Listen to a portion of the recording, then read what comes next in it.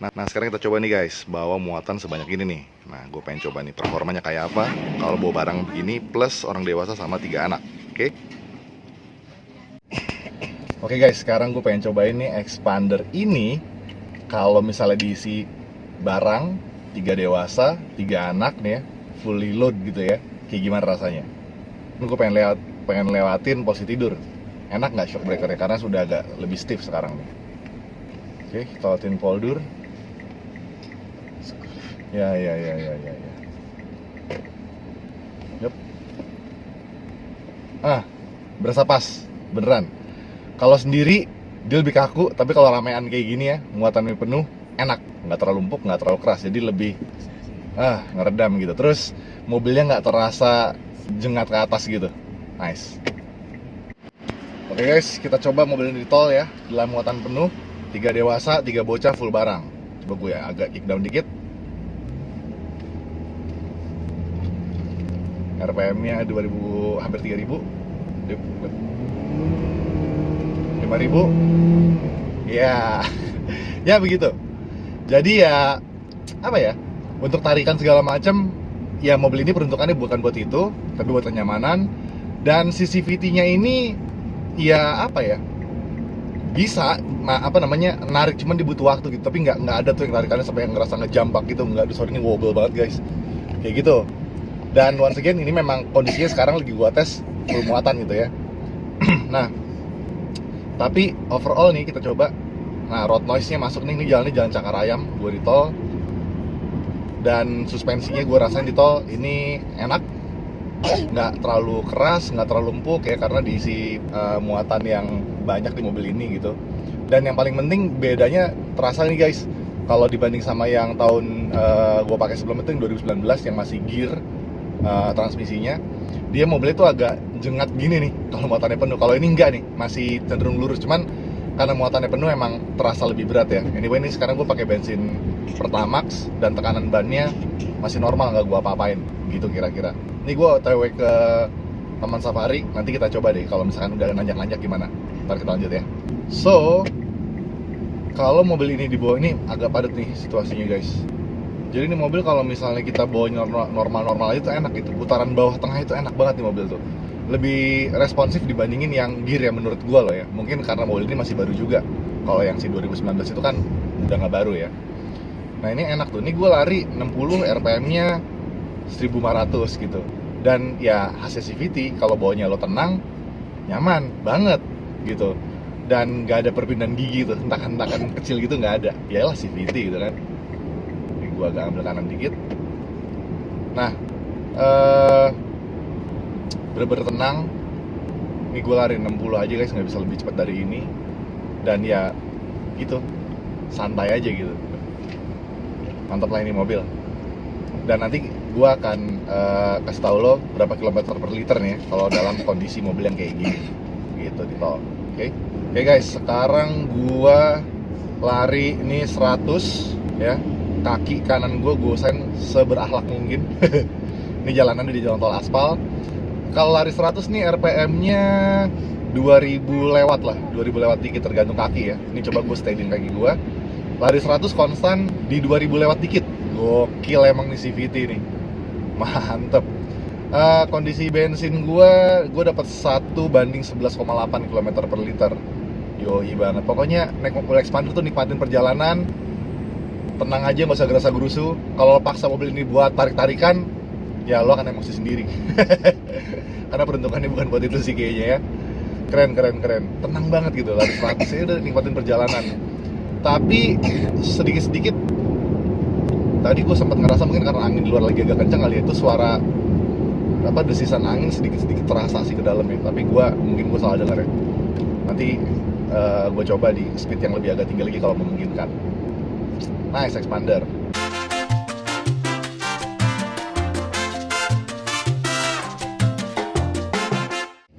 Nah, sekarang udah masuk jalan biasa nih, alternatif, jalannya nanjak. Gua nggak perlu injak gas dalam-dalam banget, mobilnya naik kok gitu. Dan di putaran bawahnya di RPM 1000 tuh langsung berasa sih. Mantap. Jadi kalau dibawanya tenang malah nurut nih mobil. Dibejek malah agak telat. Cuman tadi gini guys, gue nyobain fungsi DS-nya atau dashboard-nya itu nolong banget ketika dari posisi diem mau nyalip angkot di depan, pencet DS tuh RPM-nya langsung ngelonjak naik di mobilnya, lebih baik lah tarikannya dibanding yang D biasa ya. Cuman gue belum pernah juga sih dibejak dalam gitu kalau buat nyalip gitu. Cuman yang gue rasa dengan adanya DS ini mobilnya lebih responsif sih naiknya. Nah bedanya sama si overdrive, kalau overdrive itu, ini koreksi kalau gue salah ya, kalau overdrive itu kalau misalnya dia lagi dia tuh cuma bisa dipakai kalau kita udah di gigi 4 nih, kan gear nih ya, yang 2019 gitu, turun ke 3,5 kalau nggak salah giginya buat ngebalap atau buat engine brake. Cuman kalau si D Sport ini dia itu kapanpun bisa dipakai. Nih kayak sekarang aja kalau pencet DS tuh RPM-nya langsung naiknya itu bisa sekitar 1000 RPM nih naiknya, dan langsung enteng mobilnya. Tuh buat tanjak-nanjak enak banget gitu. Tuh beda. Kalau gue balikin lagi ke D ya dia turun lagi dan kalem lagi mobilnya gitu guys. Kalau overdrive dipakai kayak gitu nggak mau, dia nggak ada rasanya apa-apa karena lu masih di kecepatan yang di gigi 1 kalau gear ya. Ini kan CVT gitu sih. Nice. Jadi CVT ini nolong di putaran bawahnya tuh mobilnya udah langsung terasa keangkat melaju gitu. Feelingnya lebih enak gitu kira-kira. Tapi kalau misalnya selalu pakai DS gitu ya, lupa dibalikin ke D biasa, overheat nggak sih gearboxnya guys? Lo ada pengalaman nggak? Kalau ada tulis di kolom komen ya. Karena gue pakai Mitsubishi Delica waktu itu DS mulu. Ya overheat gearboxnya. Sharing pengalaman lo kalau pernah ya. Sekarang lagi nanjak nih guys, dari tadi udah lewatin beberapa tanjakan. Gue sengaja di D, kaki gue tekanannya sama, dan mobil Expander ini dia mikir sendiri RPM-nya naik lagi biar nanjak tanpa gue pakai L ya. Gue mau tahu nih seberapa tangguhnya nih kalau di D doang pakai CVT dan nanjak guys. Walaupun RPM-nya dia naik bertahap gitu ya, tapi untuk tadi yang parah tuh sambil nikung tajam dan nanjaknya juga lumayan ekstrim, bisa mobil ini tanpa gue ganti ke L. Nah, justru L-nya ini berguna kalau buat engine brake malahan. Turunan ekstrim di L nolong, mobilnya terasa ketahan gitu. Kalau turunan pakai DS malah nggak terasa guys. DS itu cocoknya buat kalau kita mau overtake atau mau lebih ngebut gitu ya. Kalau L lebih cocok buat nanjak dan juga buat engine brake. Yang gue rasain sih gitu. Gitu. Canggih. Boleh. Oke, langsung ke kiri nikung sambil nanjak. Masih di D, gue coba nih ya. Nih nikungnya parah nih. Wih, naik guys, tanpa pakai L. Terus. Mau dia, cuman kakinya harus agak diinjek ya. Dicepetin. Oke, nanjak. Terus cepet. Wah, mantep nih. L aja deh. Oke deh, bisa guys. Wup. Kiri dikit terus. Wah, berguna banget nih L-nya nih. Kalau udah terlalu ekstrim, terlalu kayaknya agak riskan pakai D, pakai L nolong. Gokil. Boleh. Ini masih berusaha sehalus mungkin gue ya. Nice. Kuat kok CVT-nya. Bagus nih. Nah, nanjak lagi nih. Ini coba pakai D ya. Nih, kayak gitu. Ini nggak ekstrim banget sih tanjakannya. Oh gitu, tuh dia bertahap tuh. Ya, biar lebih cepetan, gua agak kick down dikit. Yang intinya dia naik kok. Tuh, semoga lu dengar suara mesinnya ya. Oke, lebih powerful kalau dia di kick down kalau di D. Mantap.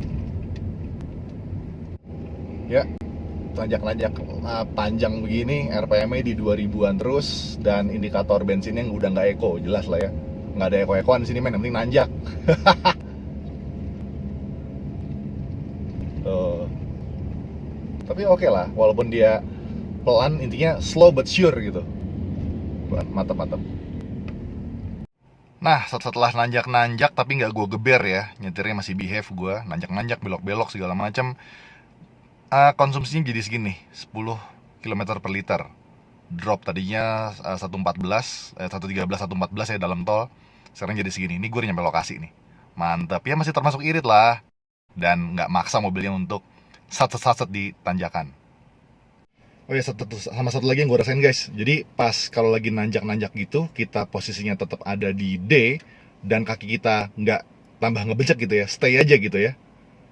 RPM-nya kan tadi gue bilang dia bertahap tuh, nyesuaiin sama tanjakan apa, sama rutenya biar mobilnya bisa tetap nanjak. Itu yang gue rasain, setiap dia ganti RPM itu ada kayak ngerasa ada sedikit hentakan gitu, set gitu, agak terasa ngehentak gitu mobilnya. Tapi bukan hentak menarik ya, kayak ibaratnya kayak orang ganti gigi, cuman agak kurang smooth itu sih.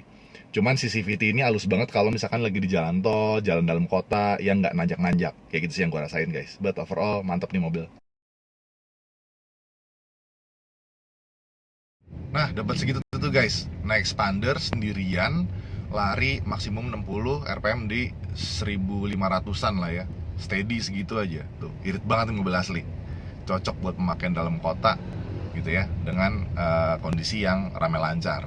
Kalau macet lain lagi mungkin ya, gitu guys. Mantap. 117 loh ini dalam kota weekday. Oke, so ada sedikit tambahan info dari gue nih selama gue naik mobil ini ya. Jadi mobil ini tuh memang secara figur power cuman 104 HP sama 141 Nm gitu ya. Nah, makanya lu kalau bawa mobil ini, khususnya kalau lagi keluar kota gitu ya, itu jangan di D doang pakai transmisinya, tapi manfaatin tuh DS-nya. Nih, aktifin tombol aktifin gear DS tuh yang ini nih guys. Nih ada pencetan di sebelah kanan sini nih, kan tongkat persneling nih, ini ada pencetan tuh. Lo pencet dan dia akan berubah begini.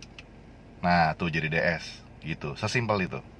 Manfaatin L-nya kalau lagi nanjak-nanjak gitu. Nih gigi L nih, lo tarik ke belakang gini tuh. Nah jadi gini, jadi L begini nih, tuh gitu tuh, sesimpel itu buat nanjak-nanjak. Karena terbukti mobil ini mampu kok gitu. Waktu gue lagi, ini paling jauh nih gue bawa ke Ciletuh ya, dengan kondisi di jalan yang begini-begini gitu, bisa kok naik gitu. Cuman ya gitu, gue pinter-pinter jaga momentum dan manfaatin tuh DS-nya. Apalagi kalau misalnya kita mau nyalip gitu guys. Karena kalau misalnya gue nggak pakai DS, cuman bener-bener murni pakai D doang, pas gue kick down itu dia agak jeda gitu, dan itu bikin gue ngeri.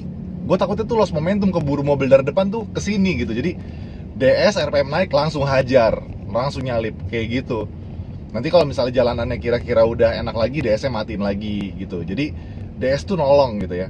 Jadi fitur-fitur itu mesti dimanfaatin. Kalau pakai D doang mah ya mesti sabar-sabar, atau mungkin jangan-jangan lo akan menilai mobil ini lemot gitu. Padahal ada fitur-fitur lain kok yang bisa dimanfaatkan agar performa mobil ini jadi lebih optimal gitu sih guys.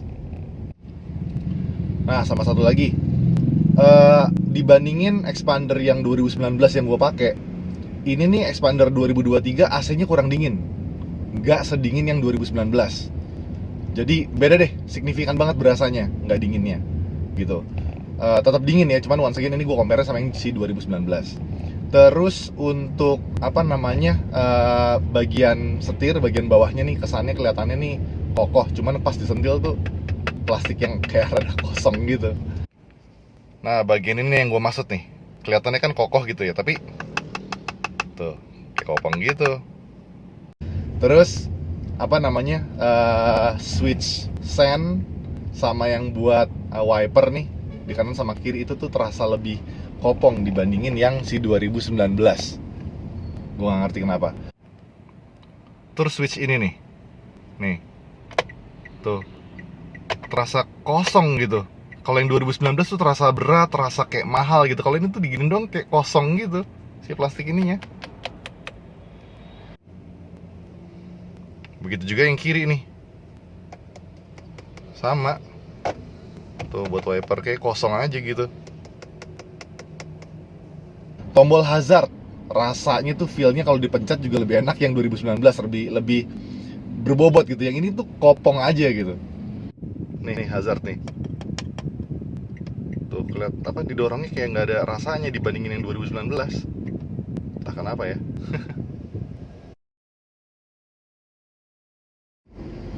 Oh, satu lagi guys, impresi gue nih.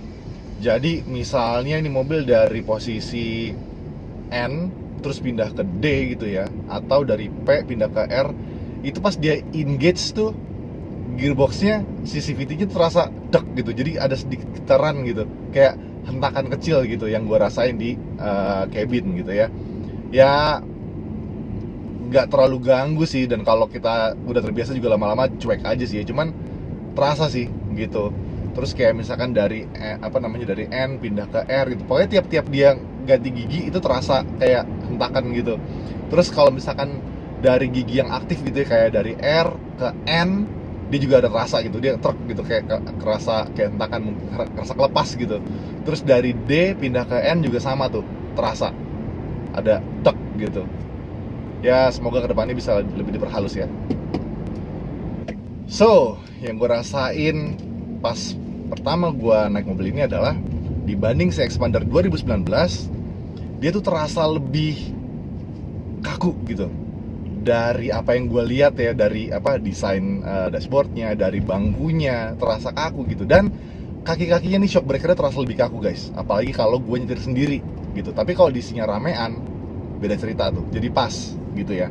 Kalau dulu kan empuk banget gitu. Terus kap mesinnya itu agak sedikit kelihatan tuh, jadi mungkin sekitar seperempat lah kelihatan gitu. Kalau kayak gini, nah maka hampir setengah tuh kelihatan kap mesinnya gitu.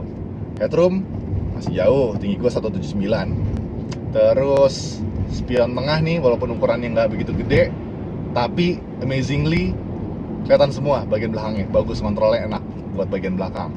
Terus buat spion kanan, spion kiri, no worries guys, lebar. Jadi buat monitor sampai dengan pintu tengah tuh bagus tuh kelihatan, jadi feelnya enak banget gitu. Dan once again mobil ini tuh berasa jadi kayak lebih sporty gitu setelannya gitu, setelan duduknya, ditambah kapnya kelihatan gitu. Beda deh sama yang Ultimate 2019. Sorry ini wobble banget ya. Kayak gitu sih guys, jadi lebih kayak gue ngerasa lebih sporty aja gitu naik mobil ini, perasaan gue doang kali ya. Kira-kira gitu. Terus setir ya enteng, lingkar kemudinya juga enak di tangan, pas. Instrumen cluster semuanya gampang dibaca, enak, semuanya gampang dijangkau juga pakai tangan kiri nih kalau misalkan buat audio. Tapi enaknya kan kalau buat audio nggak perlu repot-repot ya tangannya ke head unit, cukup di tombol yang ada di setir. Mau pilih mode head unitnya, radio, USB atau apapun yang lain, menu yang lainnya bisa diakses dari setir, kayak gitu sih. Ya kira-kira gitulah secara umum. Bangkunya juga enak, tapi dia ini dia ngejagain bagian pinggir badan nih, bangkunya agak ngelekuk dikit deh, jadinya nggak terlalu flat bangkunya, enak gitu. Jadi badan agak sedikit dijaga ya, walaupun nggak tight banget ya, gitu sih. So guys, that's all the video. Makasih banyak udah komen, like, and subscribe, karena jelas itu merupakan dukungan yang luar biasa dari lo buat gue dan juga buat channel ini. So, gue Nugroho pamit, sampai ketemu di video berikutnya. See ya!